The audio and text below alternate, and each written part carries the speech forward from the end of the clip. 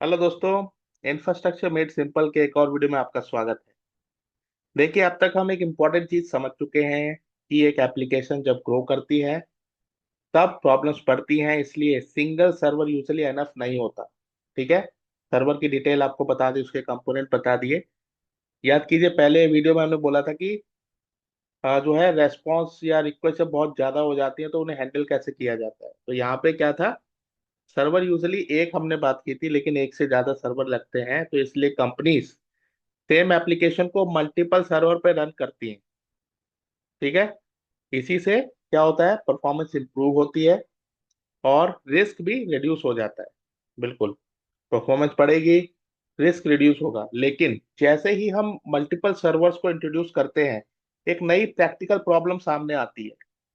तो वो प्रॉब्लम क्या है, अगर एक ही एप्लीकेशन के पीछे बहुत सारे सर्वर चल रहे हैं तो जो इनकमिंग रिक्वेस्ट होंगी यूजर्स की, वो कैसे उनको पता चलेगा कि किस सर्वर पे जाना है। ठीक है, ये प्रॉब्लम है। देखिए, स्क्रीन पे भी आपको दिख रहा होगा, 4 सर्वर हैं, तो वो किधर जाना है ये कैसे डिसाइड होगा। ठीक है। तो देखिए, यूजर तो ऑब्वियसली मैन्युअली चूज नहीं कर सकते कि अपनी रिक्वेस्ट को उसी सर्वर पे भेजें जिसपे जो है काम कम हो, जिसपे जो खाली बैठा हो। नहीं, ऐसा नहीं है। ठीक है। तो अगर रिक्वेस्ट बिना कंट्रोल के रैंडम सर्वर पे हिट करने लगे तो यहाँ पे वो प्रॉब्लम फिर आ जाएगी कि अगर जो रिक्वेस्ट है रैंडमली किसी भी सर्वर को पिक कर लेती है और उस पर हिट करती है, तो उस केस में हो सकता है वो सर्वर फिर से ओवरलोड हो जाए और जो बाकी हमारे सर्वर है वो खाली बैठे रहे, आइडल हो। ठीक है। तो ये बहुत बड़ी प्रैक्टिकल जो प्रॉब्लम है जो देखी गई है। ठीक है। तो इसी एग्जैक्ट प्रॉब्लम को सॉल्व करने के लिए एक मॉडर्न सिस्टम, एक कंपोनेंट का यूज होता है जिसे हम कहते हैं लोड बैलेंसर। ठीक है। आपने लोड बैलेंसर सर्विस नाउ में सीएमडीबी अगर आप यूज करते हैं सुना होगा, वैसे ही बोला होगा जो लोड को बैलेंस कर दो, इस तरफ चीजें। ठीक है। तो इसको हम कहा जाता है लोड बैलेंसर। तो सिंपल वर्ड्स में अगर मैं बताऊं, देखिए, लोड बैलेंसर एक स्मार्ट ट्रैफिक मैनेजर की तरह होता है, एज सिंपल एज दैट। ये एप्लीकेशन सर्वर्स के बिल्कुल सामने बैठता है और जितने भी यूजर रिक्वेस्ट आती हैं उनका वो सिंगल एंट्री पॉइंट बन जाता है। ठीक है। जब भी कोई यूजर एप्लीकेशन ओपन करता है, रिक्वेस्ट डायरेक्टली सर्वर पे नहीं जाती, सबसे पहले वो लोड बैलेंसर के पास आती है। जी हाँ, लोड बैलेंसर एक चौकीदार हो गया, समझ लीजिए। ठीक है। फिर लोड बैलेंसर क्विकली चेक करता है कि कौन सा सर्वर अभी फ्री है या कंपैरेटिवली कम बिजी है। देखिए, हो सकता है सारे सर्वर बिजी हो, तो कंपैरेटिवली कम बिजी कौन सा है उसको चूज करता है। ठीक है। फिर उसी के बेसिस पे वो रिक्वेस्ट को सबसे सूटेबल सर्वर पर फॉरवर्ड कर देता है। इससे हमारी वो प्रैक्टिकल जो प्रॉब्लम डिस्कस कर रहे थे वो सही हो जाती है एक तरह से। ठीक है। तो यूजर के पॉइंट ऑफ व्यू से भी सब कुछ बिल्कुल स्मूथ और इंस्टेंटली चलता है, क्योंकि क्यू लंबी नहीं होगी। जब क्यू लंबी नहीं होगी और सर्वर खाली है या सर्वर कम लोड पे है, तो जो पहले प्रॉब्लम आ रही थी कि बहुत ज्यादा इशू आ रहे थे, वो नहीं होगी। ठीक है। तो ये मैनेज हो जाता है इस तरह से। आप कितने सर्वर चाहिए, कितने, ये सारी की सारी रियल टाइम चीजें हैं। ये सारी की सारी डिसाइड करती हैं कि मतलब रिक्वेस्ट को आप देखते हैं, इंजीनियर्स एनालाइज करते हैं, फिर बताते हैं कि हमें इतने सारे सर्वर चाहिए। जब 10 सर्वर की जरूरत है तो 10 सर्वर लगाए जाते हैं। लोड बैलेंसर उन 10 सर्वर्स को मैनेज कर देता है। ठीक है।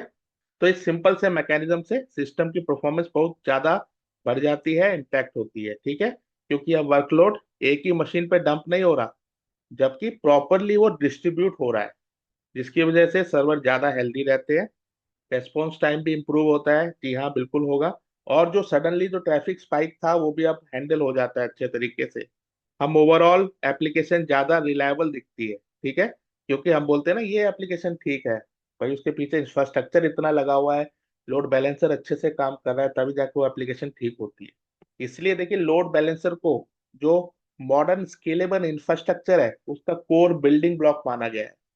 कितना भी ज्यादा आपके पास सर्वर हो, 20 या 100 सर्वर भी लगा दो, लेकिन अगर वहाँ पे लोड बैलेंसर नहीं है तो ऑब्वियसली कहीं ना कहीं प्रॉब्लम आ ही जाएगी। ठीक है। और इसमें एक और फायदा होता है, एक और मॉनिटरिंग इसमें होती है। जो अच्छे लोड बैलेंसर्स होते हैं वो कंटिन्यूअसली सर्वर की हेल्थ को भी मॉनिटर करते रहते हैं। अगर कोई सर्वर हमारा स्लो चल रहा है या फिर वो सर्वर चलते चलते बंद हो गया, एकदम क्रैश हो गया, तो ये लोड बैलेंसर स्मार्ट होते हैं, ये जान जाते हैं कि ये सर्वर अब डाउन हो गया है, तो उसके ट्रैफिक को तुरंत ही दूसरे सर्वर पे जो है डाइवर्ट कर देते हैं, उसको अलग भेज देते हैं और उस पे हाँ जो है उस सर्वर पे अब ट्रैफिक वो भेजना बंद कर देते हैं। तो ये स्मार्टनेस भी इसके पास होती है। यानी अगर लोड बैलेंसर लगा है तो आपकी जो रिक्वेस्ट है वो एक हेल्दी सर्वर पे ही जाएंगी। ठीक है। इसलिए हम कह सकते हैं कि इससे जो फुल एप्लीकेशन आउटेज है वो उसका खतरा बहुत हद तक कम हो जाता है और स्टेबल जो है एनवायरनमेंट रहता है, यूजर स्टेबिलिटी फील करता है। सर्विस नाउ के केस में भी अगर आपने हाई टिकट खोला है तो आप वहाँ पे अपने एप्लीकेशन की जो आप ये सर्विस नाउ के इंस्टेंस खोलते हैं इसकी वो देख सकते हैं आप जाके कि भैया कितना अवेलेबिलिटी है इसकी। तो वहां पे आपको देखेगा 99.9 या 90%। क्यों?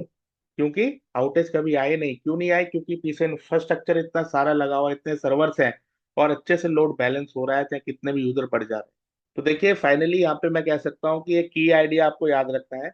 मल्टीपल सर्वर्स आपको स्केल करने में तो हेल्प करते हैं, लेकिन लोड बैलेंसर एक ऐसा लौता वो कंपोनेंट है जो कि इस स्केलिंग को कंट्रोल और इंटेलिजेंट वे में अपस्केल करता है। ठीक है।